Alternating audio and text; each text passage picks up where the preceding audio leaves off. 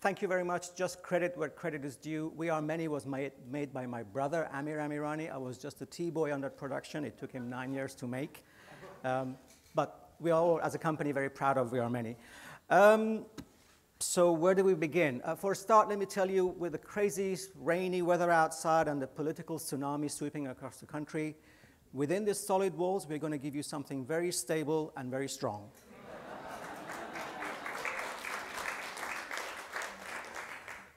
Where do I begin? With a Walter Murch masterclass.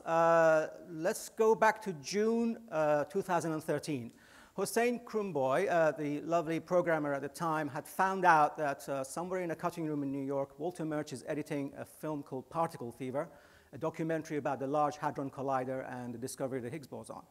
Being a huge Walter Murch fan, he went into a hot frenzy. He immediately selected the film and invited Walter and the team, Mark Levinson, the director, to Sheffield for the world premiere of Particle Fever. He then went one step further and organized the special screening of Apocalypse Now, and also put on a masterclass at the Crucible Theatre. So for me, Sheffield 2013 was in fact not the documentary festival, it was the Walter Murch Festival. Particle Fever had standing ovations and went on to win the audience prize. And it went on to have an amazing journey through the world, more accolades, and even did business at the box office. The masterclass that Walter did remains to this date with the highest number of hits and the most popular video on the DocFest YouTube channel. So welcome to Walter Murch, the sequel, or part 2. Now, I know sequels get a bad name. It's just a kind of a lame effort to cash in on sort of a franchise. But if you know Walter's work, The Godfather and Apocalypse Now, which incidentally always score very high on the greatest film lists, always in the top 5, top 10, top 50, they're up there. The film aficionados sometimes claim Godfather 2 is even better than Godfather 1. Based on that, Walter Murch Part 2 at Sheffield. Now, I've been a student at the Walter Murch University for the last 4 years. When I did my intro to his masterclass at Sheffield in 2013, I rehearsed my intro in the shower at 5 a.m. over and over again, and I thought I'd nailed it. I thought I'd completely captured, as much as it's possible, Walter Murch in a 5-minute intro. It had information, it had talked about his awards, it had some laughs, it also had political commentary. I now realize I was just scratching the surface of what Walter Murch is. You know his work. You know his place in kind of the folklore, the mythology of great movies. But for me, for all of us, the World Wide Web is a resource of information and knowledge and crazy cat videos.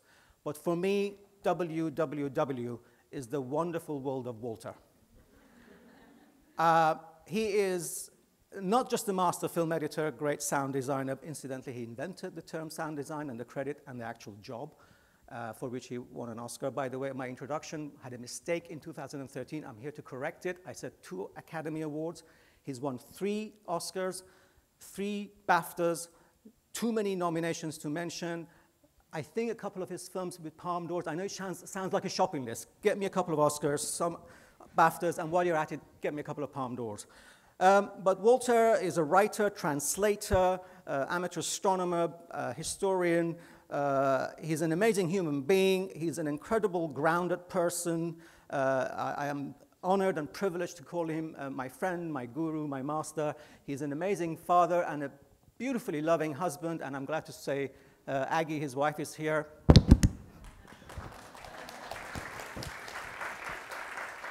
I'm grateful for many things she's done. Strong and stable, please welcome Mr. Walter Murch to part 2, the masterclass.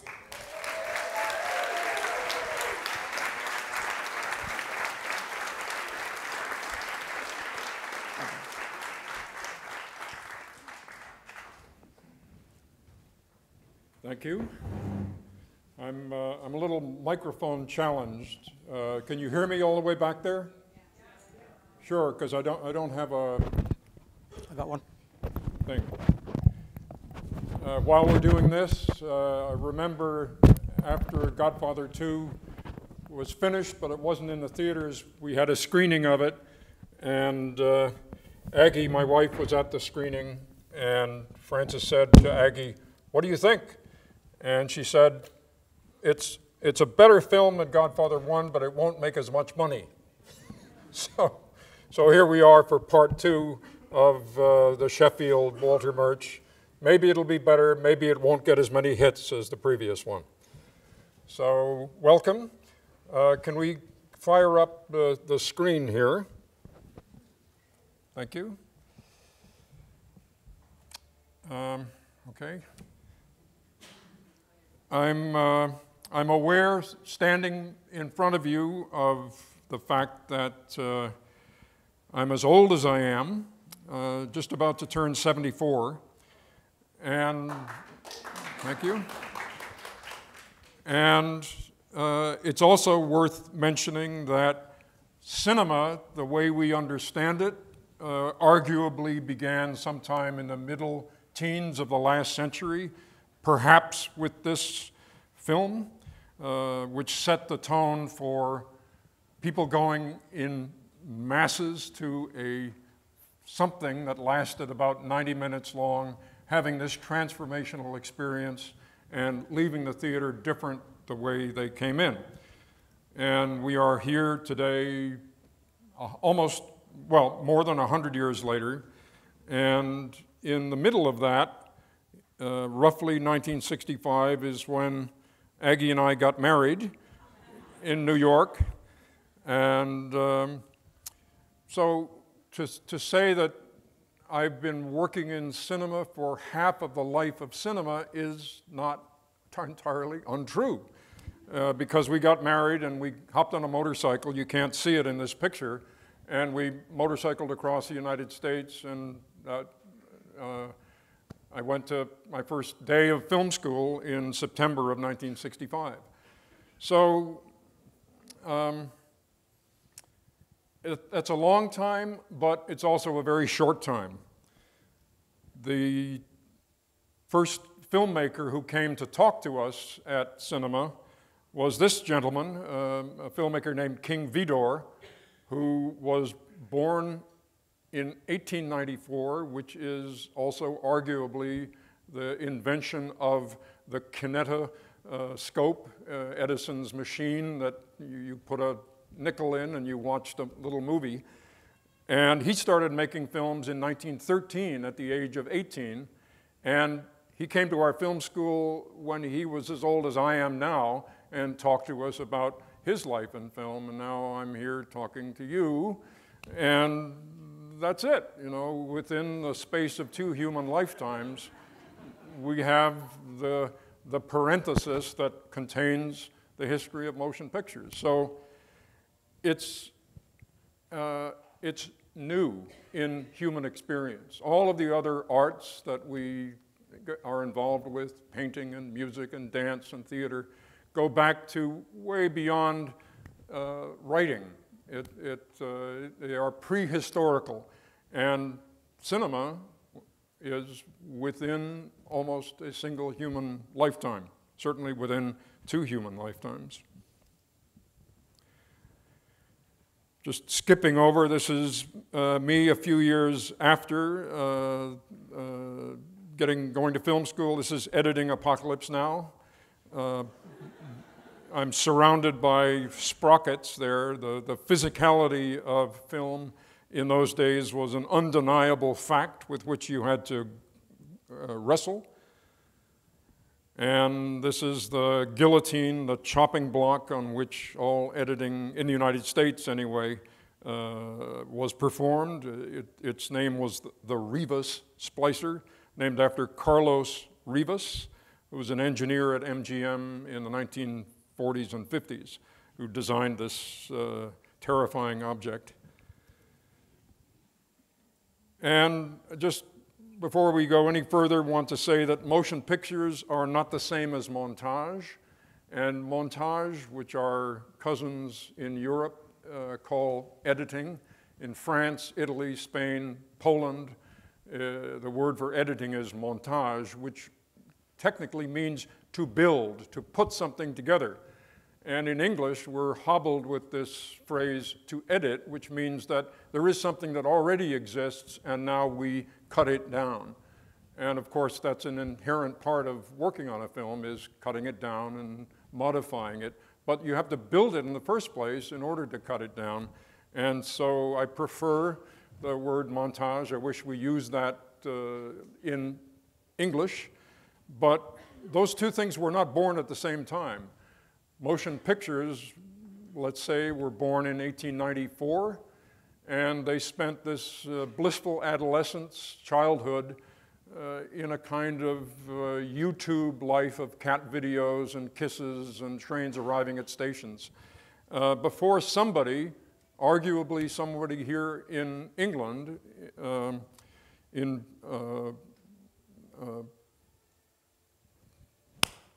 Bristol, I think, put these things together and developed continuous action editing, which is what began the cinema. That's sort of the key invention that allowed what we know as cinema to take off.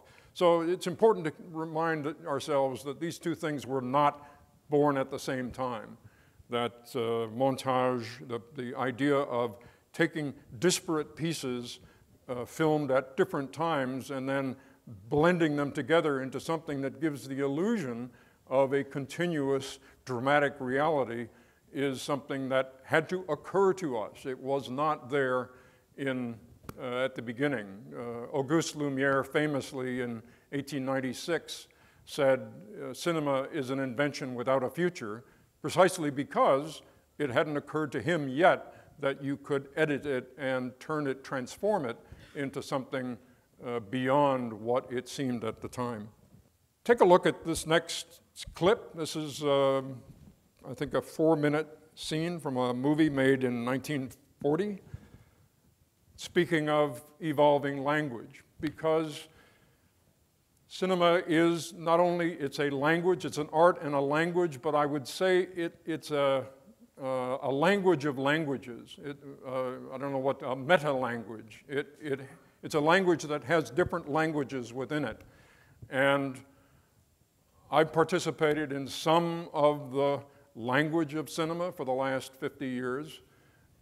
But it's evolving, it's changing, and so it's not for me to stand up here and say this should be the way it is, that's it, because it's an evolving organic substance that has many different realities. Talking about what cinema is like talking about what cooking is, or what food is, or what cuisine is. There are all kinds of different things.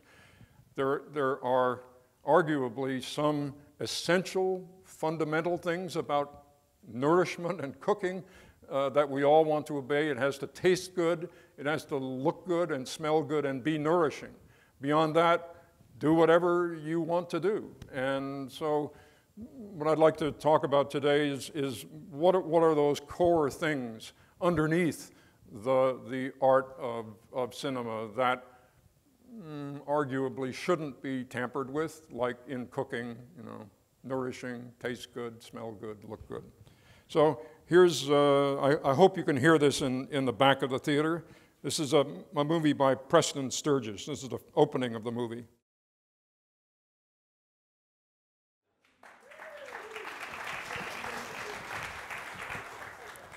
So, a wonderful scene, 4 minutes long, not a single edit in it. And you're not really aware of that fact or of the fact that the camera is moving in interesting ways, the actors are moving relative to the camera, but it's all done without much flash in a totally effective way. The choreography of their moves and their dialogue and everything is about as perfect as you can get. It's a movie that was made 76 years ago, and here, this audience here is laughing. They're actually talking about things that are sort of germane today in terms of unemployment and the world tearing itself apart and the function of motion pictures, what's the value of a motion picture today. So it's the ability that we have now as seen in films like Birdman and the more recent Victoria, is to make an entire film without any edits in it. Is that a valuable thing? Should we do it? Obviously, we can do it, and those films are both good films. Hitchcock made a film in the late 1940s, Rope, that, as you experienced it, had no edits in it. Birdman actually also does have edits in it, but they're very carefully concealed by digital reweaving across the actual cuts. So I'd also like to just examine the value of the cut itself, the transition, the instant transition from one image to another. And it's a paradoxical thing because ostensibly we don't experience that in our normal life. In a sense, we wake up in the morning and we take off the lens cap of sleep, and the camera starts turning, and it's one continuous dolly shot for the next 16 hours, and then we put the lens cap back on and sleep for 8 hours. At least that's the way it seems. The truth of it, neurologically, is much more complicated than that, but it seems to be a continuous shot. So how is it that we can do what we do with motion pictures and cut from the match in Lawrence of Arabia in Cairo to the sun arising in the desert? But we can. And not only can we enjoy it. It has a value in itself. As wonderful as this scene is, to say all movies should be made in one continuous shot, every movie from now on should be made like Birdman or Victoria, is going to deprive us of one of the essential and unique tools that we have, that cinema has afforded human beings as a way of communicating with each other. So it works. I think that it works because we're very familiar with this grammar from our dreamland, that when we do put the lens cap on, the things that unspool in the back of our head are cinematic. It would be fantastically interesting if we could go back 1,000 years and figure out how did they dream back then? And there are some indications from the Bible and other writings, Gilgamesh, of what dreams were like 1,000, 2,000, 3,000 years ago. And as far as we can tell, they are sort of cinematic, that there are these leaps of imagination and impossible things happen, and then suddenly you're somewhere else and something else is happening. And so in a sense, cinema has taken the grammar of the dreamscape and externalized it in a way that we can now manipulate it, which I think goes some distance, not all the way, but some distance to explain how it is that it's possible that we do this, and give some indication of the fact that it has this amazing power over us. There's, those of you who are parents know that when a child is upset at a movie, you can say, "Don't worry, darling, it's only a movie." But it's the same thing when the child wakes up from a dream, a nightmare. "Don't worry, it's only a dream. It's not real." But nonetheless, that gets at the power that it has over the person who's experiencing the movie or the dream. And we rarely say, "Don't worry, it was only a piece of music," or "Don't worry, it was only a painting." As impressive as those things are, they don't have the kind of obligatory power. A very early reviewer of a motion picture back before Birth of a Nation was looking at a film saying, "It grabs the emotion like the vice of fate," that there somehow is something that catches your mind and puts it in this grip that it's very hard to break away from. So I'd like to propose two things, three things, a new idea and two old ideas. you can essentially break down editing into two streams, and I'm going to suggest three streams historically. There is the classic Hollywood cut, which is to cut on matching action. And this was precisely because in the early days of motion pictures, the people who made motion pictures were nervous about the edit. They didn't know that people could assimilate it, that it had to be explained. And in Spain and other countries, there were, in the early days of film, there was somebody over to the side of the motion picture, silent, who was in Spain an explicador, somebody who explained, this is what she's looking at. Now, this is her close-up. It's not a decapitated head. So the grammar of film was being explained as people were watching the film. And so the cut on matching action, where somebody walks and then we across a room and we find the place to cut to the next angle and sort of duplicate where they were, and that somehow gives you this idea, and it works, of continuous action. This is from Sullivan's Travels, the film we just looked at. They just, found the matching place coming through the door, and it reads as continuous action, even though it's not continuous action because they shot that at very different times. So the goal of this is the illusion, anyway, of physical continuity. And in the early days of film, this was very, very important, crucially important, to kind of help people understand how to look at this stuff. And it's still important. It's still important, but it's not as important as it was to begin with. The other stream at that time, courtesy of Eisenstein and Kuleshov and others, is the Soviet method of editing, which was the cut was valued for its dialectical opposition.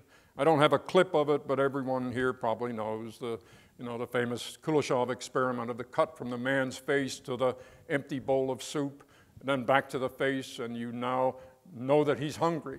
Or the cut from the same face to the broken doll, and then back to the face, and now you know he's sad because his daughter is sick, or something like that. And the goal of that is 2 + 4 = 10, which is to say the sum of putting these two images together is greater than either one of them alone.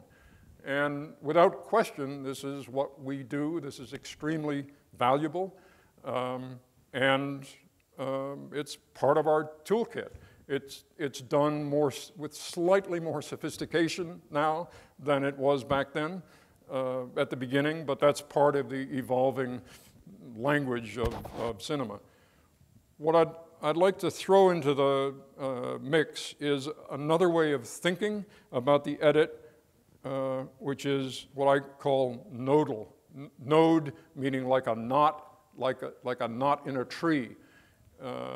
That's the place as the tree is growing where it decides to branch, to put a branch out, and then the branch decides to put a twig out, and then the twig decides to put a leaf out. Each one of those is marked by a knot, literally a knot in the wood, because that's the place where the genetics of the tree says, this would be a good place to branch, to change direction. And the goal of that, hard to put into words, I would call it organic musicality, in the sense that putting cinema together, we are obeying some of the rules of music, except we're doing it with images and in rhythmic sense, and obviously sound as well. So a little more precision on this. If time is moving up, I hope you can see it on the back, time is moving up the screen. There's a certain action that's happening, and I'll run a clip in a second. Somebody walking away from camera, and we have to decide where we're going to cut it. If we were doing it in the classic Hollywood way, we would have to keep that shot going until we found a point to link it up, kind of like knitting, with the next image where somebody was duplicating some aspect of that same action. And if there was, we would just have to keep it going as long as possible. Nodal is saying you can find a place to cut it, that's that little horizontal line, before that happens and interrupt the image and graft a new branch onto this part of the tree. So this is the nodal point, the knot point. And if that doesn't convince you for some reason, then try someplace earlier or maybe later. And again, the image here of a branching tree, that a film, in a sense, is an organically evolving entity that finds places to organically branch and graft from one concept, which is the trunk, to another concept, which is the branch, to another, the twig, to another, the leaf, and so on. So we could do that.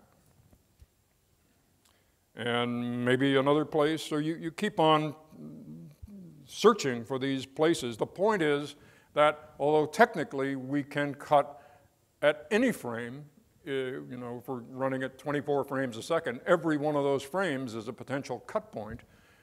In an organic sense, we can't cut at every one of those places. That there are places in the shot that have to do with the internal rhythm of the shot, which afford us the place to make that transition to whatever the next shot is. Obviously, that depends on what you've chosen for the next shot and how those two concepts work together in the classic Soviet way. Hopefully that putting those two shots together makes an idea happen that is greater than the sum of either of those two shots.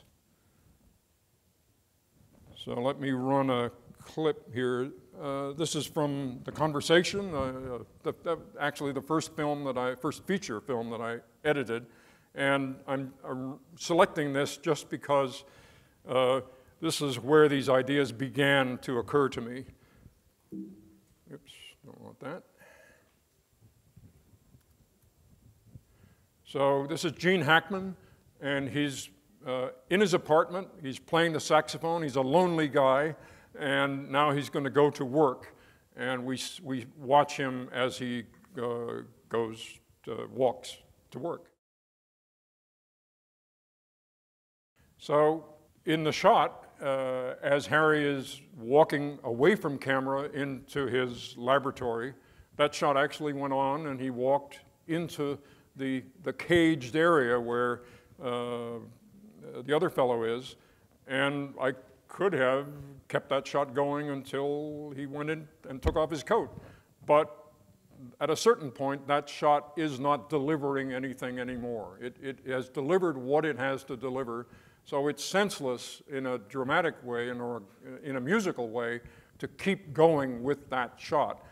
On the other hand, you can't cut too soon because then you haven't really seen enough of this room. So the question is, where do you cut? And let's just look at that cut once again here. So it works as a cut, and you aren't bored by it because the tension between what is this shot, what am I looking at, what am I learning, is hopefully just enough so that at the point where you're about to get bored, the cut happens, and in this particular case, you are probably looking at him as a little figure in the shot, and the incoming shot has a point of interest at exactly that same part, which is Harry making a gesture with his coat, which sort of wipes your attention into the new shot. And I mean, there's nothing now revolutionary about this. This would, in 1940, would probably be very daring as a cut. Now, of course, we're very used to it. In 1972, it was sort of, well, yeah, it was, thanks to the new wave and everything, we were now used to this, not completely.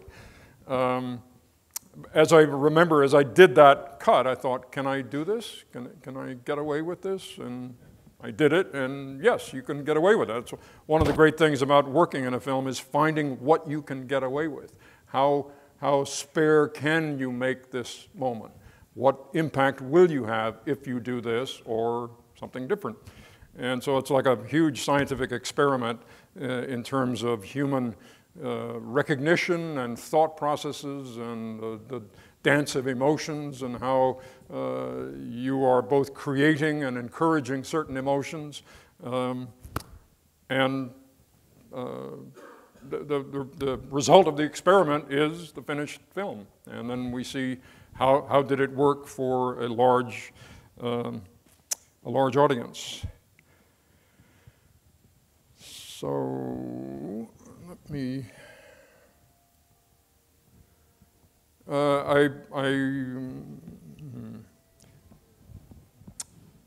Francis has a way of shooting. I just add parenthetically, since we're here at the documentary festival, that he has a way of shooting at times in a very documentary style. In the conversation itself was an event that happened in a real space, Union Square in San Francisco, with real people who didn't know they were being filmed. All of the cameras were hidden cameras, and the actors were moving in and out of a crowd of people who were mostly oblivious to the fact that a motion picture was being filmed. And he shot that scene with multiple cameras, 6, I think, and everyone was slightly different. And so to edit that sequence was, I had to adopt an approach that is very familiar to all of you here, which is, this is an event, and how do we wrangle the various aspects of the coverage for this event into something that is effective and appears to be continuous to the degree that we need continuity. And Francis, he did the same thing in The Godfather. The wedding scene in Godfather 1 was a wedding, and he just covered it as if he was a documentary filmmaker covering a wedding. Everyone had identities. They aren't real people in this sense, they're actors, but there was no sense where, okay, here's the camera, and now we're going to deliver this thing.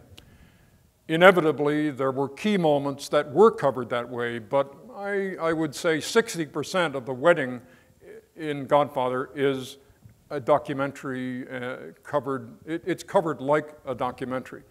And in Apocalypse Now, the helicopter attack on the village, the famous Valkyrie scene, same thing.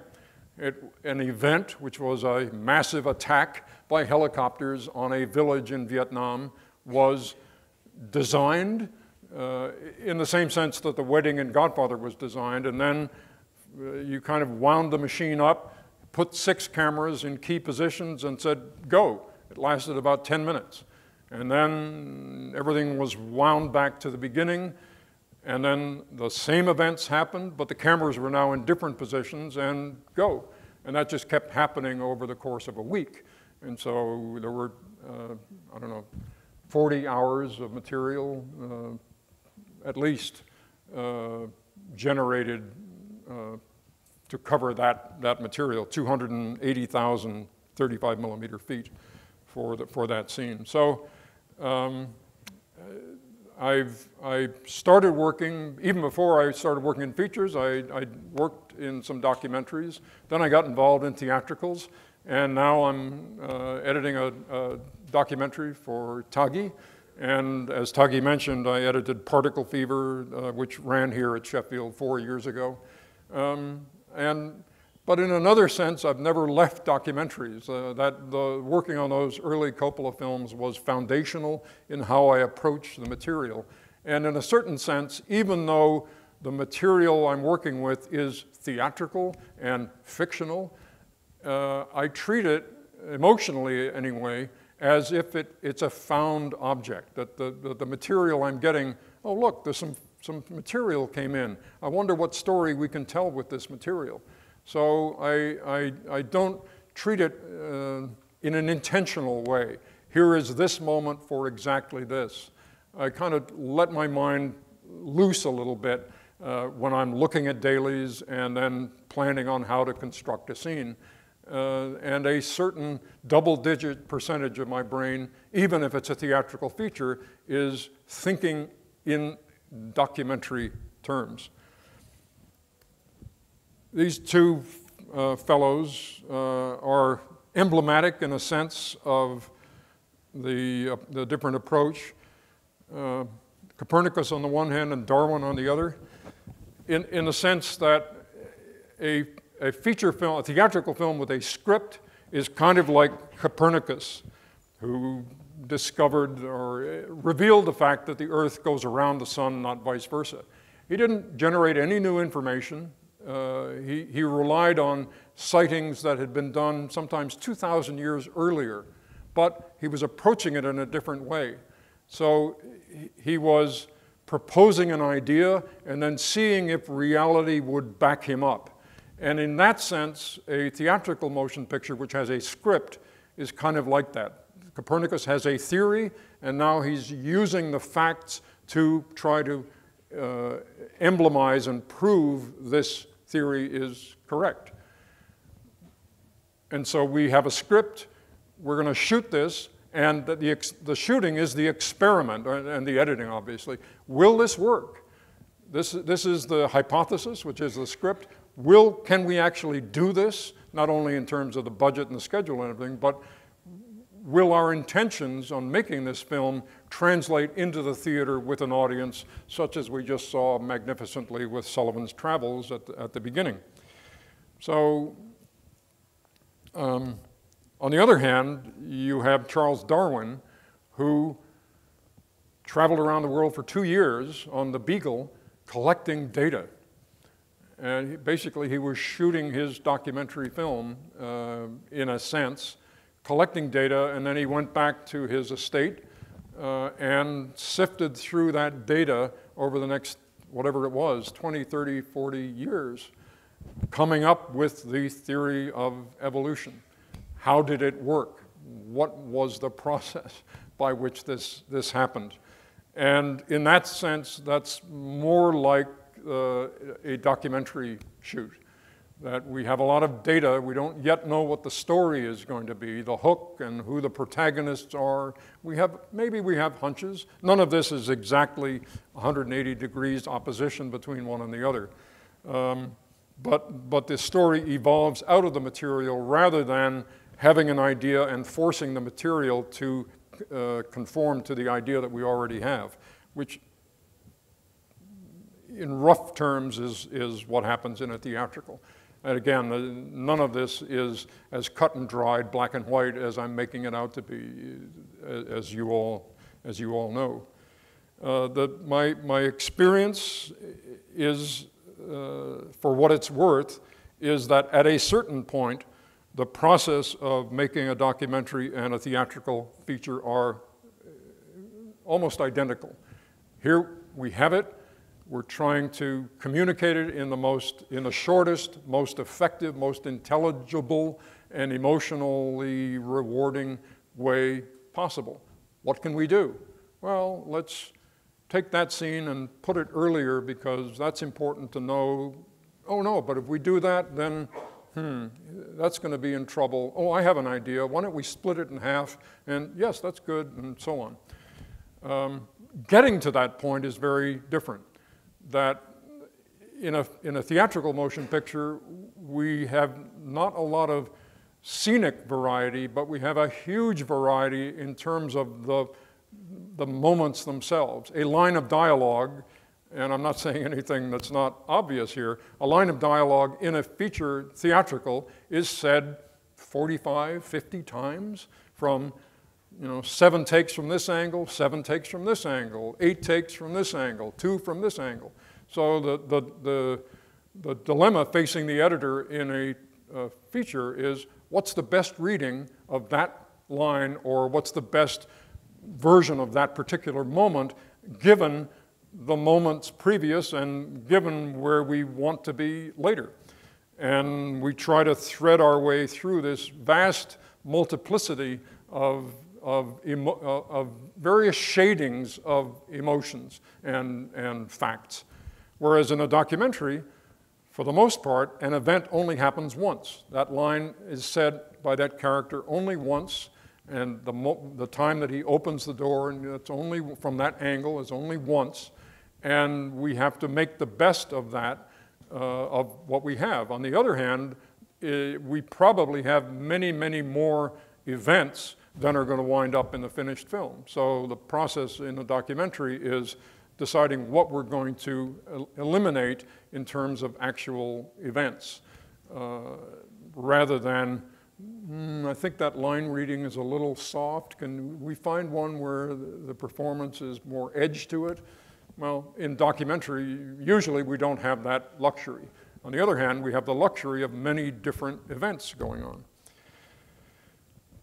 Which brings me to the present film that I'm working on, which I'd like to show a brief clip from. This is Coup 53. As I said, Taghi Amirani has been working on this since the idea occurred to him in 2009. In our Q&A, we can maybe talk a little bit more about it. It involves this man, Mohammad Mossadegh, who was the democratically elected prime minister of Iran in 1951. And Time magazine made him Man of the Year because he nationalized the Iranian oil. He was elected on that premise, and British Petroleum, or the company that became British Petroleum, had the contract for all of the oil coming out of Iran. And of course, this act of nationalization made the feathers fly. He wasn't going to steal the oil, he was going to pay for this, but he wanted Iranian control of the oil. And the various powers that be did not like that. The events came to a head, and he got another Time magazine cover in the middle of the troubles that unraveled in 1952 as the result of this. His main opposition is a character out of Central Casting, Allen Dulles, who was head of the CIA in 1952, and he had various personal animosities toward Mossadegh that had nothing to do with oil or anything, but he used those and his geopolitical ambitions for the Middle East and stability, strengthened stability in the Middle East, to stage a coup against Mossadegh and against the democratic government of Iran to install this fellow, the Shah Pahlavi of Iran. So the story is a triangle, a many-sided triangle, but essentially these three characters play the dominant role in the tragedy that unraveled itself in the early years of the 1950s. And the repercussions of that are hitting the headlines on the newspapers today. The attack on parliament that happened just a couple of days ago in Iran is arguably a reflection of a reflection of a reflection of what happened in 1953.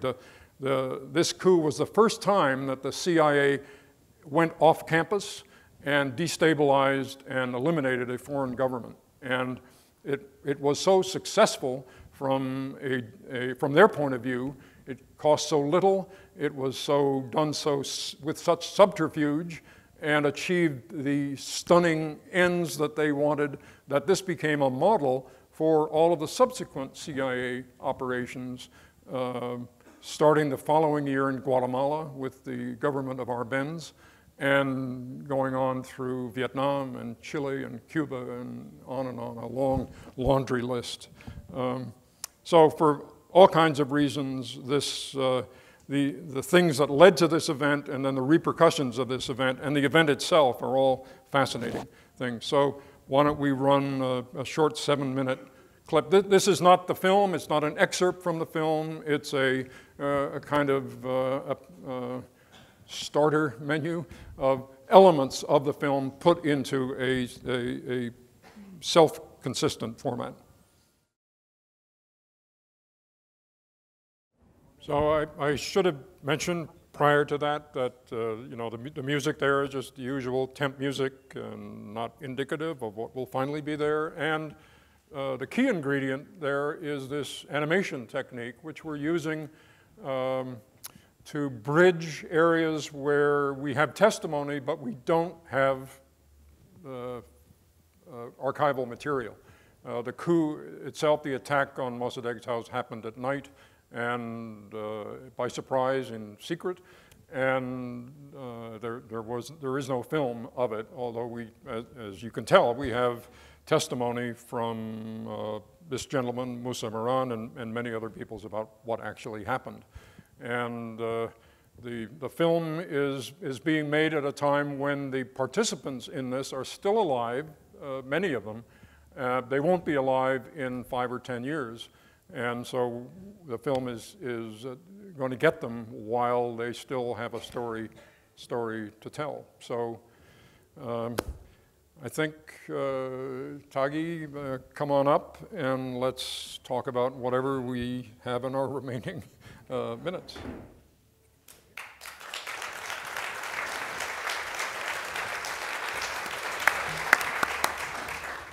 How many minutes do we have?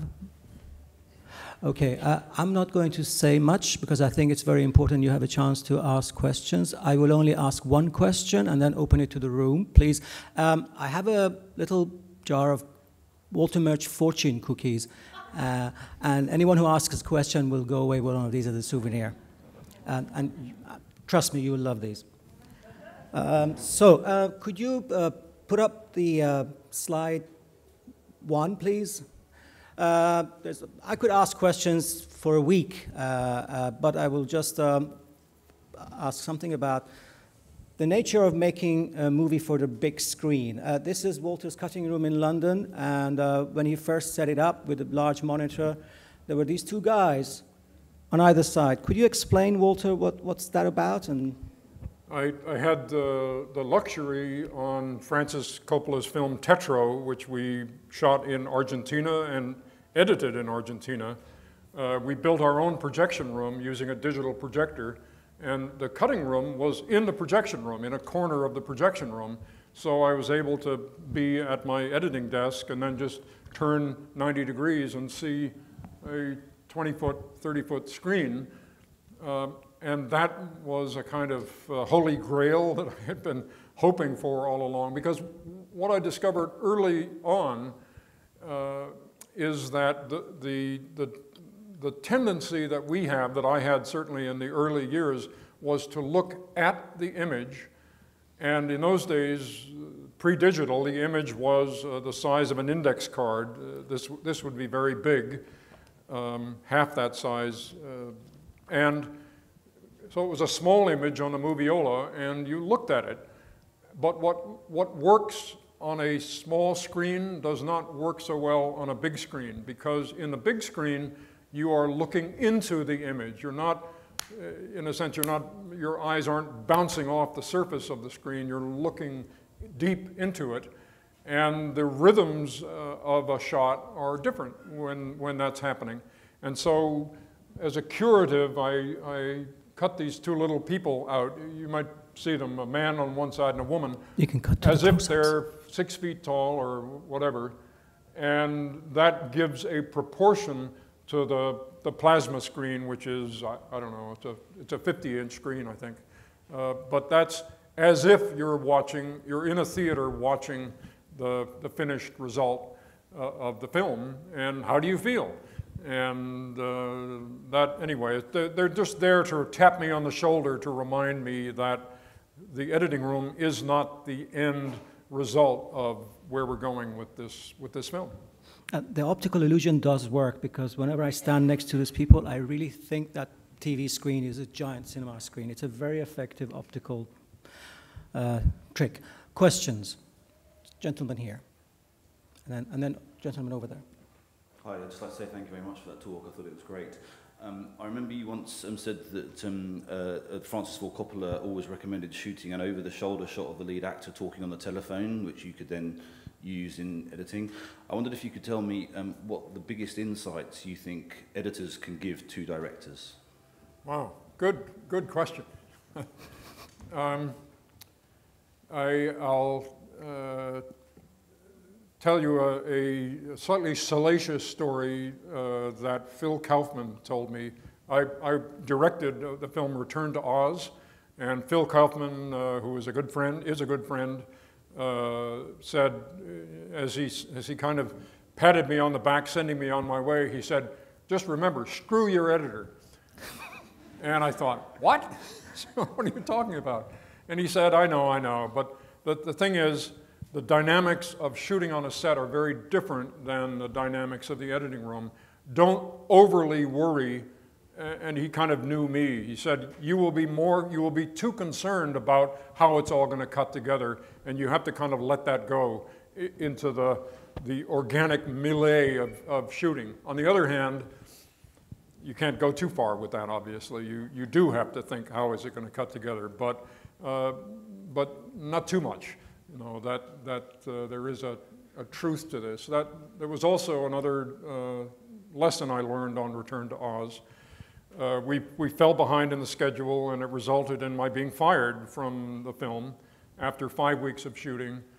Thankfully, George Lucas, who was a friend, heard about that and flew to London, met with the Disney executives who had fired me and rapped them on the knuckles with a ruler, and I got rehired again. It's probably the only time that that's ever happened. Some director has been fired and then rehired 5 days later. But George said, what's the problem? And I said, falling behind. And he said, shoot the master. I said, I can't shoot the master because it's a chicken over which I have no control, a 9-year-old girl over which I have limited control, a puppet or being run by 5 people hiding behind, and a TikTok man and clay creatures, and there is no master. So, and he said, I know, I had the same problem with R2-D2 and blah, blah, blah. And he said, shoot it anyway, because if you shoot the master, that gives the crew a visceral sense of what you're trying to achieve with this scene. Even though it's full of mistakes, but that's what's missing. Because I'm an editor and because the film was a special effects film, it was very carefully storyboarded, and we were relying on that, but the trouble was that as much as you could point to a storyboard, it didn't give the crew a visceral feel for what we were doing and how long it was going to take and who was needed on the set. Once you've shot the master, then the painting department can say, okay, I get this, I don't need to be here, I can go do the next set and I can leave my deputy here. Anyway, as a result of that, everything sped up, and as it turned out, we could use, amazingly, more of the master shots than I had feared. But it's a very good question, and I'll have to think even more about the answer to that. Yeah, how do you choose your projects, and more specifically, why did you want to be part of Coup 53? The people, who am I working with? The subject matter, do I want to spend a year plus on this subject matter? And some sense of the budget and the schedule to see if it's achievable, what we can achieve. And those are like, that's a rope with 3 braids in it. The ideal is to get all 3 of them, and sometimes you get 2 and a bit of the 3rd, and then it's a judgment call. And you know, I met Taghi 5 years ago, and we got along instantly, and you know, so I knew Taghi, and I knew about the story already and was fascinated in it. And you know, the 3rd strand is something that we've been struggling with. The money budget, as you all know from documentaries, is a difficult thing. We've had filmmaking interrupt us on this. We worked last year, and then we had to stop in September, and we're only just starting up again now. So that's, those are the 3 things. And the times I've gotten into trouble are when one of those is really missing. And I've tried to minimize that, but it has happened. You are making a leap into the unknown, and it's, you just have to trust your judgment. Yeah, every time we run out of money, I go shaking the can in the States. There isn't a single British penny in this film. It's all American money, and it's all individuals. It's an object lesson in fundraising that I've spent 7 years on. I've learned more on this film than any other film in my life. It's also the most important film I'll ever make. In fact, it's so important, even having made films for 26 years and 30, 40 documentaries for television, what have you. This is the film of my life, and if this film works, does what it's supposed to do out in the world, and they tell me, Mr. Amirani, you're not allowed to make any more films, I'll be good with that. This is the one that matters. I'll go and bake bread or learn how to make furniture. Jody. Hello there. Do you see the... Oh. Sorry. Do you see the language of editing evolving even further, maybe in ways that are currently unacceptable, like crossing the line, for instance? Yes, as I said at the beginning, the film is very young, and we're still coming to grips with what it is. And yes, it will evolve, and I don't know where it's going to evolve. The whole, there's a special thing here about virtual reality. Where that's going, we don't know. I think virtual reality now is where the kinetoscope was to cinema in 1895. And even physically, that's very similar. A kinetoscope was a machine, and you put your nickel in and you put your head into the machine, just the same way we do virtual reality, and you had a 20-second experience of a motion picture. And then to see it again, you put another nickel in. Nobody in 1895 knew that we were going to be there, except for a few people who had these wild visionary ideas about the future, based on no particular evidence. The William Dixon, who was a British Englishman who worked for Edison, and he's the guy responsible for 35 millimeters wide, 4 sprockets per frame, 1 inch per frame, and all of that. He was a visionary, and he said, the future is unlimited. Someday we will have cameras on Mars reporting back to us about the goings-on on other planets. And what evidence was there for that in 1894? But it turned out he was right. So I guaranteed we will go somewhere. The only caveat there is this idea that I said at the beginning about cuisine and cooking.